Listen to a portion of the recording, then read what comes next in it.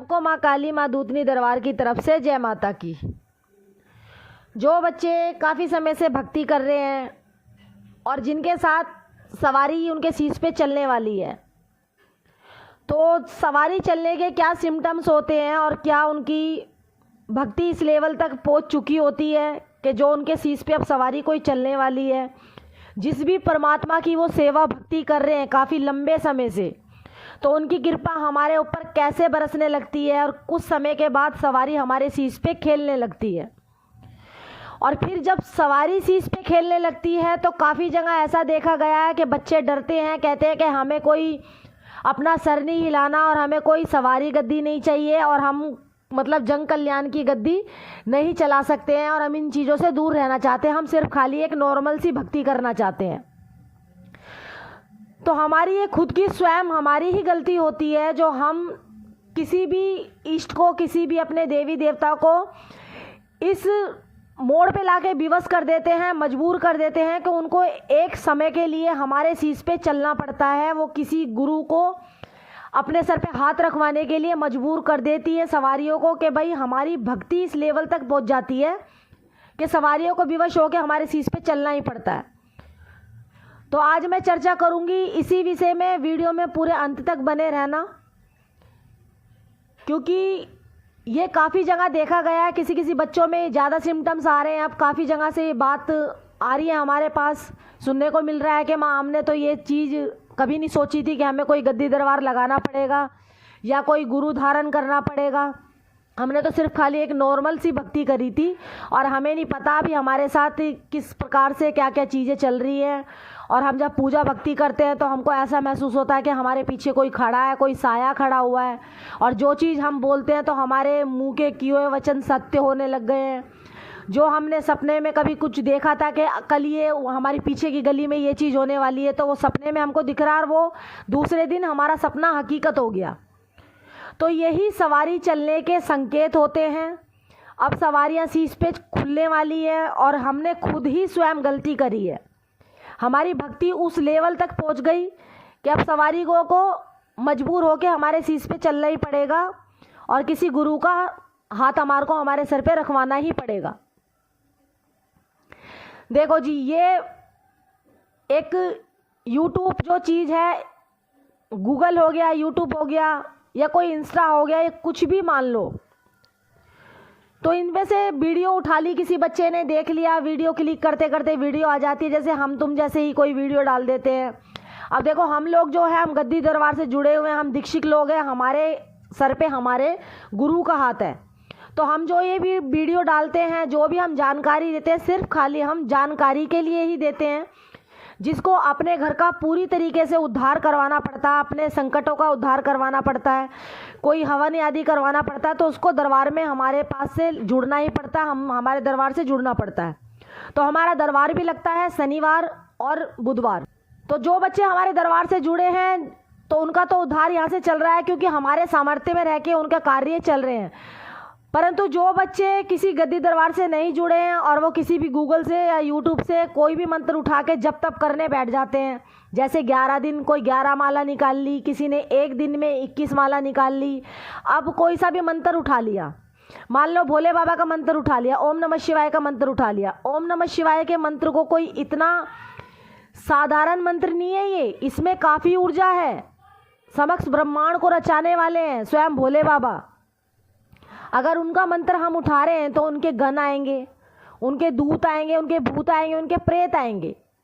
अब हमने तो मंत्र उठा लिया, हम तो ओम नमः शिवाय का जाप कर रहे हैं, हमारे सर पे कोई किसी गुरु का हाथ नहीं है, हमारा वो ओरा नहीं है, जो हमने ओरा अभी तक बनाया नहीं है किसी गुरु के सामर्थ्य में रह के। हमने सिर्फ खाली मंत्रों का उच्चारण कर लिया।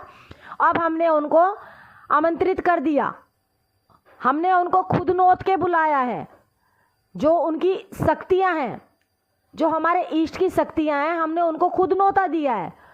अब हम हो रहे हैं परेशान, अब हमारे घर में हो रहा खंडित, अब हमारे साथ हमारे बच्चे बीमार पड़ रहे हैं, कभी कुछ गलती हो रही है, कभी कहीं से कुछ अच्छी खुशी सुनने को मिल रही है, कहीं से कुछ दुख सुनने को मिल रहा है। तो ये सब सिम्टम चलने लग जाते हैं। चाहे भले तुम भोले बाबा के मंत्र कर रहे हो या हनुमान जी के मंत्र कर रहे हो या किसी भी इष्ट के या माता महाकाली के भगवती के मंत्र कर रहे हो, आप बहुत से माता महाकाली के मंत्र जपने के लिए बैठ जाते हैं। बीज मंत्र माता महाकाली के उठा लिए या दुर्गा माता के कोई बीज मंत्र उठा लिए बिना ओरा के, बिना किसी गुरु के, और मंत्र जपने के लिए बैठ गए। अब माता महाकाली का बीज मंत्र कितना पावरफुल होता है, जो सिर्फ खाली एक गुरु के सामर्थ्य में रह के ही इंसान, एक नॉर्मल इंसान कर सकता है। क्योंकि गुरु वो इतना पावरफुल, एक हमारी एक रक्षा कवच होता है। अगर हमसे कहीं कुछ गलती हो भी रही है तो हमारा गुरु हमें कवर करेगा। हमको हमारा गुरु, हम किसी भी समस्या में फंस सकते हैं तो हमारा गुरु उस समस्या से निकालने के लिए हमारे साथ हमेशा तट पे खड़े रहेंगे। हमारा रक्षा कवच रहते हैं हमारे गुरु। तो यही छोटे छोटे एक सिम्टम्स होते हैं जो देखे जाते हैं। जो बच्चे खुद से गलती कर लेते हैं, पहले कोई मंत्र जाप कर लेते हैं, उसके बाद में शक्तियाँ खुलने का जब टाइम आता है, जब सवारियाँ शीश पे चलने का टाइम आता है, तब बोलते हैं कि हमें कोई शक्ति नहीं चाहिए, अब हमारे साथ ये हो रहा है, अब हमारे साथ वो हो रहा है, हमारे साथ ऐसी ऐसी घटना घट रही है, हम तो सिर्फ खाली एक नॉर्मल सी भक्ति करना चाह रहे थे। तो भक्ति करो। भक्ति और भक्ताई में बहुत फ़र्क होता है। भक्ति होती है स्वयं अपने लिए, अपने कल्याण के लिए, अपने घर परिवार बच्चों के लिए, कल्याण के लिए। और जो भक्ताई होती है वो होती है जन कल्याण के लिए। जो कोई गद्दी दरबार लगाना चाहता है, दूसरों के संकट दुख काटना चाहता है, किसी को समस्याओं में से निकालना चाहता है, किसी के ऊपर प्रेत बाधा भूत बाधा होती है, तो वो होता है भक्ताई का मतलब। भक्ताई लेवल से जो जुड़ना चाहता है उनके लिए तो ये मंत्र जाप सही है, क्योंकि उनका अपना एक ओरा बना हुआ होता है। वो एक गुरु के सामर्थ्य में रह के ये मंत्र जाप कर रहे हैं। क्योंकि बिना गुरु के कोई भी मंत्र जाप नहीं उठाना चाहिए। तो यही सब सिम्टम्स देखे जाते हैं जब सवारी खुलने के संकेत होते हैं, जब हमें लगता है कि हमारे सर पे ये सवारी आप चलने वाली है। तो भाई सवारी तो चल जाएगी, क्योंकि आपने उनको न्योता दिया है। आप मंत्र जाप कर रहे हो, बिना सोचे समझे आप कोई भी मंत्र उठाने के लिए बैठ गए। आपने अपने आसन का बंधन नहीं मारा, आपने शरीर का बंधन नहीं मारा, आपने दहलीज का बंधन नहीं मारा, कोई भी मंत्र आपने उठा के जपना शुरू कर दिया। आपने माता महाकाली का कोई भी बीज मंत्र शुरू कर दिया।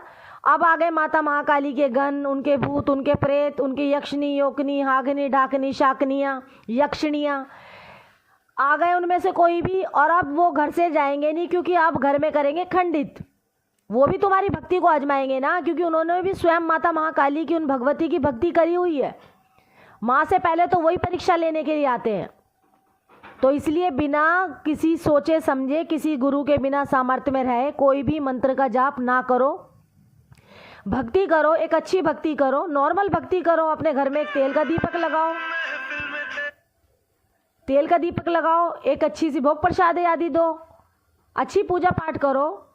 मंत्र जापों का कोई उच्चारण मत करो, क्योंकि मंत्र जाप में कुछ नहीं रखा। मंत्र जाप सिर्फ खाली वही इंसान कर सकते हैं जिनको किसी गद्दी दरबार से जुड़ना है, या उन्हें कोई अच्छी तरक्की प्राप्त करनी है, अपनी ऊर्जा बढ़ानी है।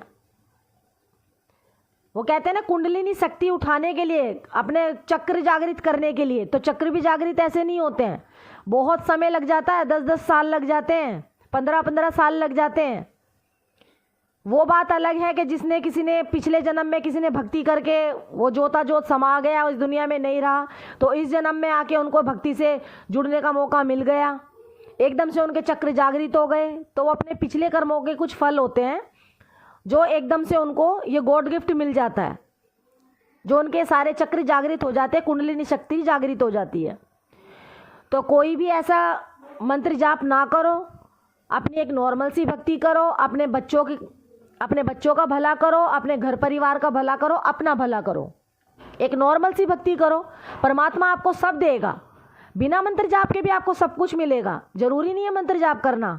अच्छी भक्ति करो, मंत्र जाप करे बिगर भी आपको घर भी मिलेगा, सब कुछ मिलेगा। आपके बच्चे भी अच्छी तरक्की करेंगे, आप भी अच्छे रहोगे, सुरक्षित रहोगे। तो मैं ये वीडियो में एक छोटी सी मैंने जानकारी दी है। अगर वीडियो में कुछ भी आपको समझ में आया हो तो हमारे चैनल को सब्सक्राइब करना और ज़्यादा से ज़्यादा शेयर करना और लाइक करना। आगे जैसे भी कुछ भी हमसे अगर थोड़ा बहुत समय मिलेगा तो मैं छोटी मोटी जानकारी लेके आती रहूँगी। तो सभी को जय माता की।